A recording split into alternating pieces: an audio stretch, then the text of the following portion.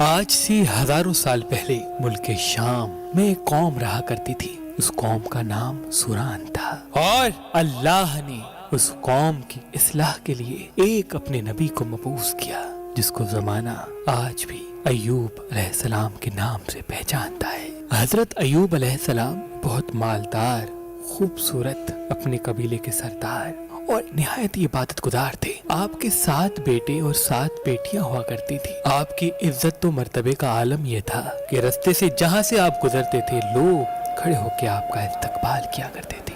امام علی علیہ السلام نے فرمایا، جب اللہ کسی کو عزیز رکھتا ہے تو اسے صبر سے آزماتا ہے۔ تو بس اللہ نے اپنے بندے ایوب کا امتحان لینا شروع کر دیا۔ حضرت ایوب علیہ السلام کی ساری اولاد مر گئی اور ساری دولت ختم ہو گئی، اور اس کے ساتھ ساتھ اللہ نے ایوب کو ایسی بیماری دے دی جس میں ایوب علیہ السلام کا گوشت گلنے لگا، یہاں تک کہ ہڈیاں تک آشنا ہونے لگی۔ بس دنیا نے اپنا روپ بدلنا شروع کر دیا۔ وہ لوگ جو ایوب علیہ السلام کی عزت کیا کرتے تھے، کھڑے ہو کے استقبال کرتے تھے، وہ لوگ حضرت ایوب علیہ السلام کی توہین کرنے لگے، یہ کہنے لگے کہ اللہ اس سے ناراض ہے، اللہ کا عذاب ہے ایوب پر، یہ کوئی نبی نہیں بلکہ ایک بے انتہا گناہگار انسان ہے۔ یہاں تک کہ ایوب علیہ السلام سے کوئی بات تک نہیں کرتا تھا۔ اللہ کا نیک نبی مطمئن رہا اور مسلسل اللہ کا ذکر، اللہ کا شکر کرتا رہا۔ لوگوں نے یہ فیصلہ کیا کہ جو بیماری ایوب کو ہے، ایسا نہ ہو کہ ہمارے بچوں کو ہو جائے، اٹھاؤ ایوب کو، اسے ہمارے محلے میں رہنے کا کوئی حق نہیں۔ بس لاٹھیوں اور کپڑے میں لپیٹ کر ایوب علیہ السلام کو کچرے کے ڈھیر پہ پھینک آتے ہیں۔ بس ایوب علیہ السلام کے ساتھ ان کی بیوی اور ایوب مطمئن رہ کر اللہ کا ذکر کرتے ہیں، شکر کرتے ہیں۔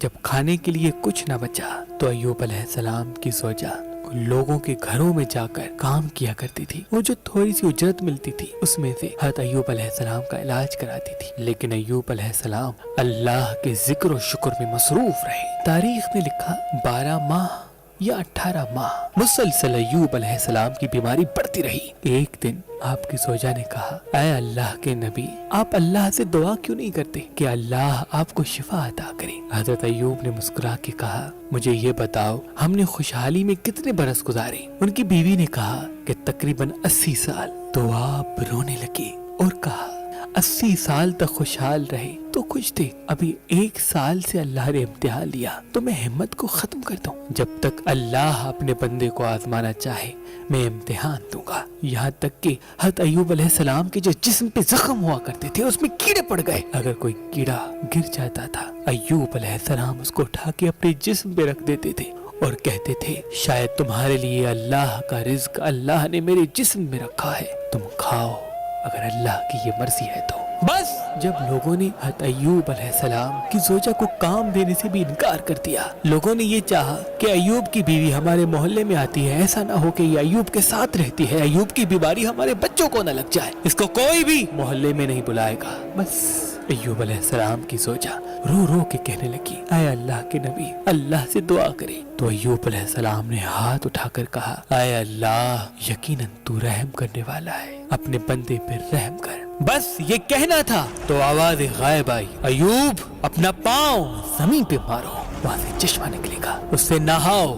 بس ایوب علیہ السلام نے اپنا پاؤں زمین پہ مارا، وہاں سے چشمہ نمودار ہوا۔ ایوب علیہ السلام نے جیسے ہی اس پانی کو اپنے جسم پہ لگایا، اللہ کے فضل و کرم سے ایوب علیہ السلام کی بیماری ختم ہو گئی اور وہ پھر سے جوان ہو گئے، اور اللہ نے آسمان سے سونا برسانا شروع کر دیا، اور اللہ نے ایوب علیہ السلام کی بیوی کو بھی جوانی بخش دی، اور 23 بیٹے اور 27 بیٹیاں عطا کی، اور وہ پہلے سے زیادہ خوشحال و شادمان ہو گئے۔ بے شک اللہ اپنے بندوں پہ رحم فرمانے والا ہے۔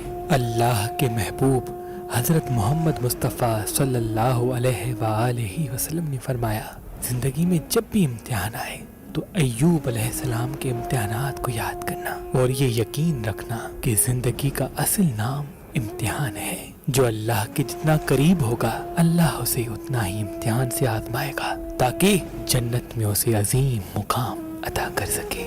بے شک وہ عدل فرمانے والا ہے، وہ عدل فرمانے والا ہے۔